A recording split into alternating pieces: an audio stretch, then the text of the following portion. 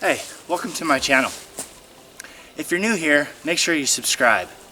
In today's video, I'm going to talk about the unexpected costs of ownership of that bike, the BMW R1200GS. And I think this would apply to the 1250 and definitely the GSAs.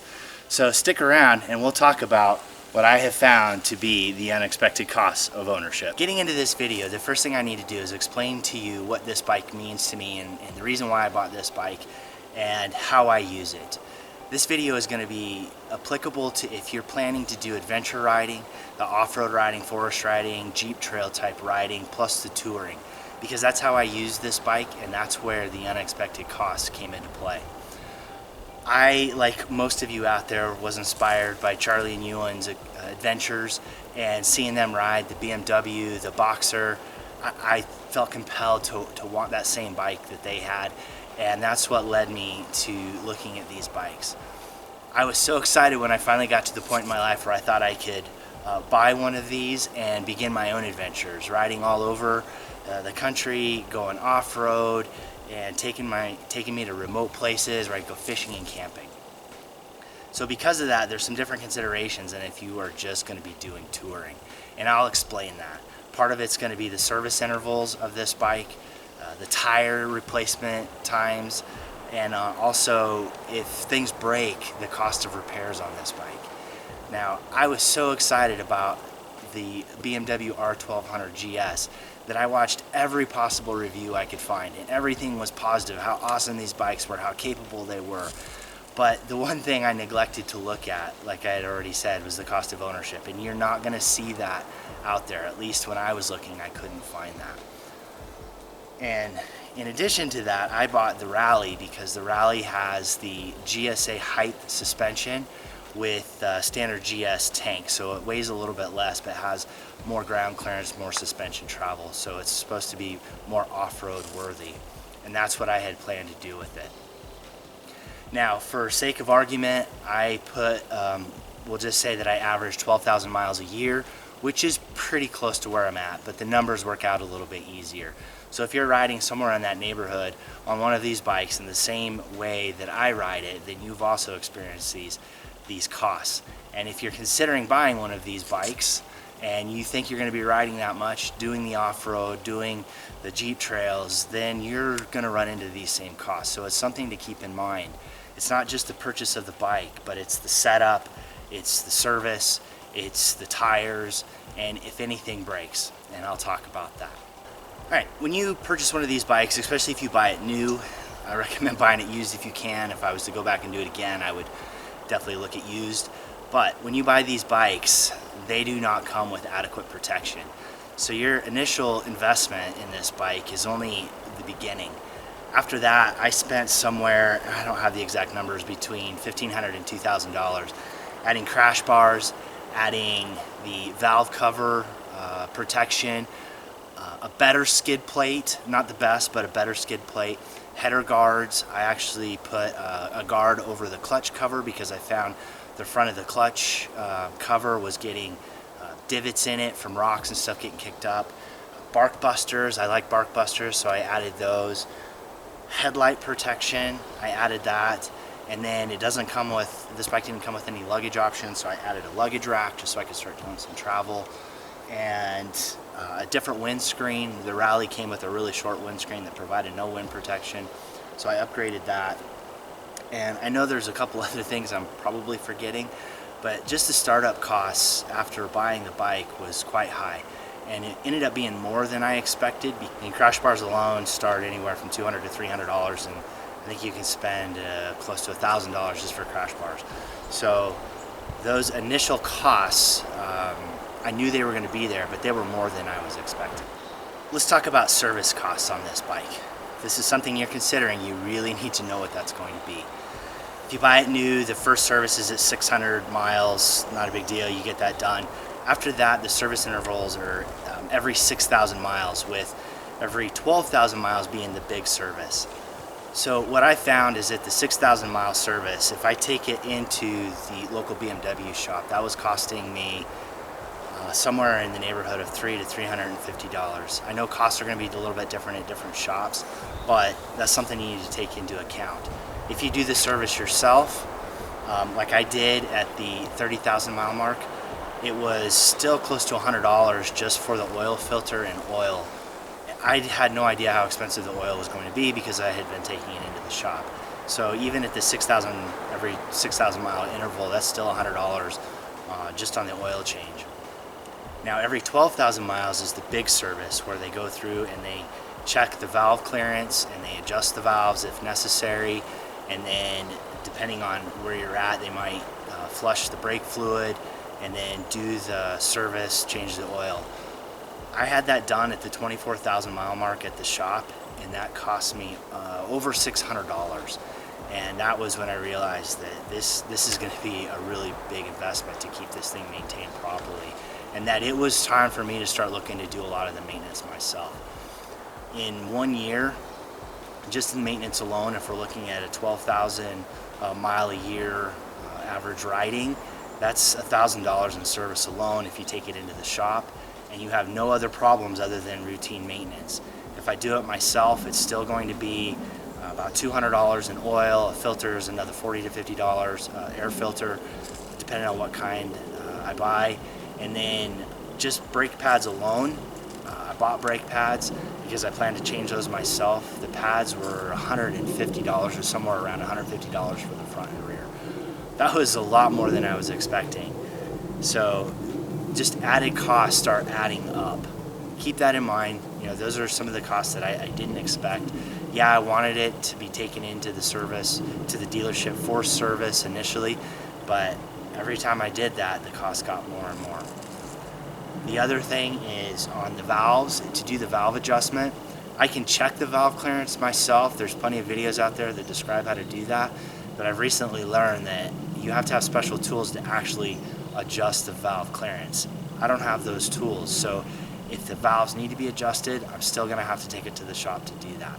So overall, just for 1 year of maintenance on this bike, and that's just the oil changes and routine services, you're looking at over $1,000, where other bikes, if you can do the maintenance yourself, you can keep it down. Doing it myself, it's still going to be probably close to $300 a year, not including changing the brake pads if I need to change them that frequently. So service is quite expensive on this bike. I wish I had looked at it a little bit more to understand what the costs were going to be. So if you're considering one of these bikes or have bought one of these bikes, know what you're in for to keep it well maintained and reliable.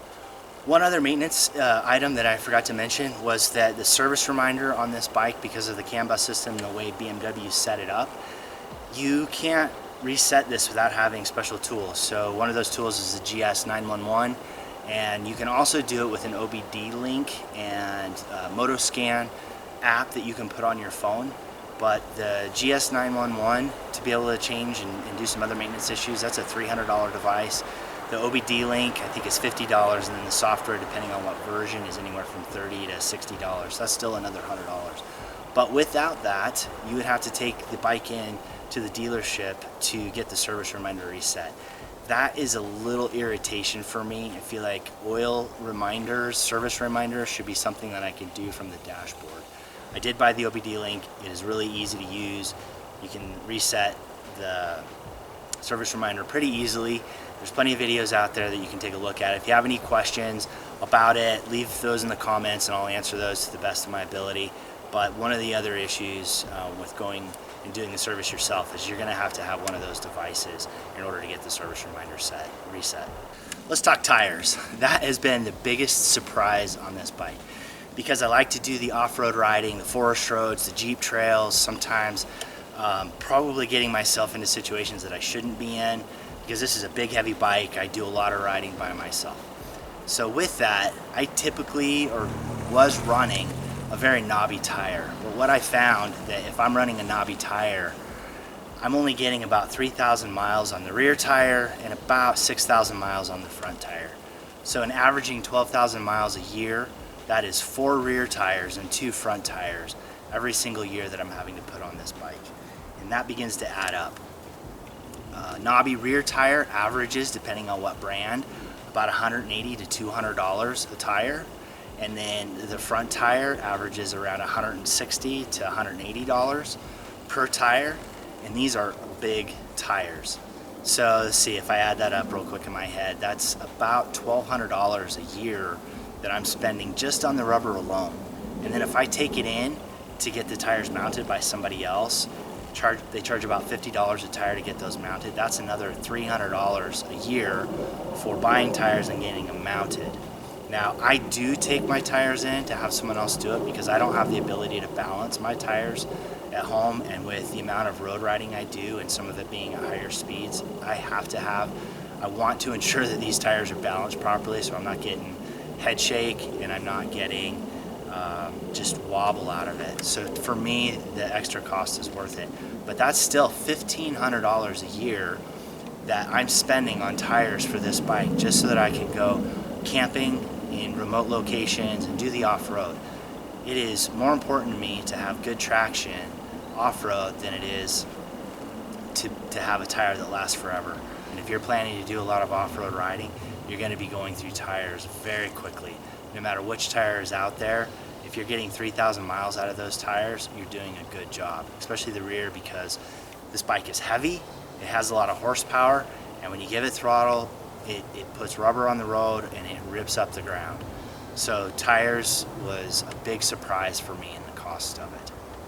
Okay, where are we at right now? I think the average yearly cost on this bike now, if you consider tires and then you consider the oil services or services taking it into the shop, you're right around $2,500 a year just for average use of this bike. Now, I know some of you can do service at home and that reduces the cost, but not everybody does that. A lot of people take their bikes into the shop. So between tires, oil services, or the maintenance of the bike, that's an extra $2,500 a year. So that's $200 a month just to maintain this bike in good operating condition. Now, the next issue is the warranty is expiring on this bike in 2 weeks. And I've got almost 32,000 miles on it. I had something happen 2 months ago that really, I guess, put me in a bit of a state of shock. The front shock on this started leaking. Thankfully, it was covered under warranty, but when I took the bike in to get it covered and get that shock replaced, they told me that that replacement would have cost $2,500 to $3,000, and that is a lot of money to replace parts on this bike. And it has really concerned me that the rear shock, when it starts leaking, not if, but when it starts leaking, that's going to be an out-of-pocket expense for me. And that has me really concerned that if I continue riding this bike like I have been, that rear shock is going to start leaking sooner than later. And the issue with these bikes is the shocks that they put on them, the Sachs electronic suspension adjustment shocks, they are non-rebuildable, so you cannot service those. You can't pull them apart and replace the seals. Aftermarket suspensions, I've mentioned this numerous times in other videos, are quite expensive. The Touratech suspension, just the shocks alone, to still be ESA compatible, is $4,000. If I was to take it into a shop, that's probably going to cost at least another $1,000 to have it installed. I could likely do it myself and tear everything down, but that is a big expense. $4,000 for a new suspension on this bike, that's half the cost, or almost half the cost of some of the newer bikes out there, the smaller mid-weight adventure bikes. So if you're considering, or you have one of these bikes and you're doing the off-road riding, keep in mind that when something breaks, it's going to be expensive to replace. I didn't take that into consideration because I was so excited to have one of these, the BMW adventure bike, the BMW GS, that piece alone has really changed my mind on how I want to ride this bike and the places I want to take it. I can't continue to be shelling out thousands of dollars every year for repairs on this bike. And yes, it's supposedly known for its reliability, but when you take something off-road and you beat it over on Jeep trails and rocks and ruts, and if you're jumping this bike, you're adding extra stress to it. And eventually, things will fail. They're going to fail from fatigue. It's just, that's the way it goes. But if you're doing the touring, then it'll last a lot longer. So repairs on this bike are turning out to be a lot more expensive than I expected. And if I had done my research up front, I likely would have considered a different bike. So another issue that goes with the cost of ownership of these big BMW adventure bikes, and I would say it's probably close to being true on some of the other bigger bikes as well. Yeah, they're fun to ride. Yeah, they can take you a lot of places, but there is a cost that comes with those great adventures. So keep that in mind. All right, we've been talking about a lot of extra ownership costs that come with this bike. There's hidden costs that I hadn't taken into account. And I hope that if you're watching this, that is something that you are considering. There's a lot of great bikes out there. Depending on how you want to use it, keep that in mind. Now, do I regret buying this bike? No, I don't regret it. I've had some fantastic times on it. I've done some fantastic riding. Riding white rim was some of the most challenging riding that I had done up to that point. That was steep. And I was able to complete that and actually didn't drop the bike, which was a bit shocking with some of the stuff that I went through. So it really opened my eyes and opened what I could do, and I really enjoyed that. But what I had found was when I took a smaller bike, because this bike was in the shop, and went and did a ride on that I found that it didn't matter what bike I was riding, I could still have a really good time and enjoy myself. So it's made me think about some different ways of moving forward. All right, you now may be wondering what's going to happen to this bike that I affectionately call the Beast. It is not going to be seeing the off-road riding that I had been doing. I just can't, in good conscience, put thousands of dollars in a new suspension on this bike when there's a lot of other bikes that I could spend several thousands on and then only have $100 repair bills. But that doesn't mean that this bike doesn't have a place and will not stay in the garage, at least for a while. I still enjoy motorcycle touring and hitting national parks. I find that to be very enjoyable and seeing some great things. I just will cut out the off-roading that I was doing to get to some of those places. And this is a great bike to get to some of those places easily and comfortably. And I do want to do that once we're able to start traveling a bit more safely. So this bike will be transitioning into more of a touring bike and not the off-road riding that I had been doing. I still love this bike. I don't want to get rid of it, at least right now. But again, as these extra hidden costs have came up that I wasn't expecting, and now that the warranty is expiring, I have to rethink how I ride this bike. All right, so what does that mean for camping and off-road riding and adventure riding that I've been doing and really enjoy doing? Is that gonna stop? No, that's not gonna stop. But am I gonna do it on this? Not the way I was before. So, in the near future, look for some changes on the channel and some potential upgrades or changes to how I'm going to be doing the off-road riding. Now, if you're observant, you might have an idea of the direction that I'm going. It may not be exactly what you're thinking.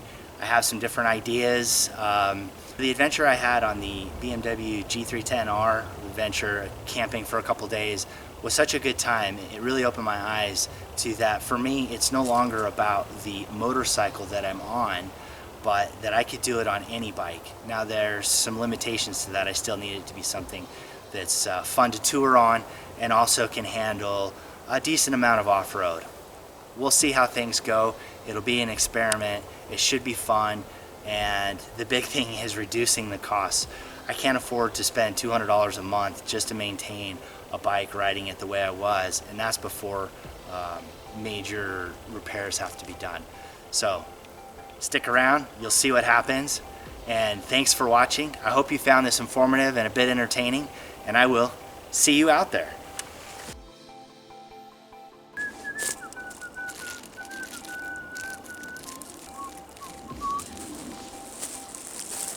Yum.